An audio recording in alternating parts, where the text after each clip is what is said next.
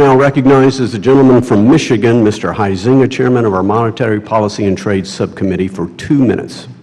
Chair Yellen, up over here. Sorry, it feels like you're kind of down closer to the Botanic Garden than you are here in Rayburn, our new configuration. But welcome, good to see you again, and thank you for honoring my request to meet together last month. Today's hearing provides us with another opportunity to examine how the Federal Reserve conducts monetary policy and why the development of these policies are in desperate need of transparency, I believe. Needless to say, the Fed's recent high degree of discretion and its lack of transparency in how it conducts monetary policy suggests that reforms are needed.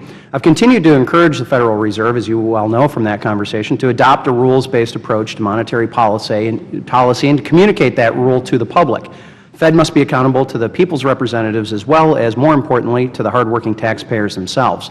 Last Congress, Professor Alan Meltzer of Carnegie Mellon University testified that over the first 100 years of the Federal Reserve's history, monetary policy has operated more effectively if it follows simple and clearly understood rules. And I quote from him, "There are only 2 periods in Federal Reserve history where they came close to operating under a rule.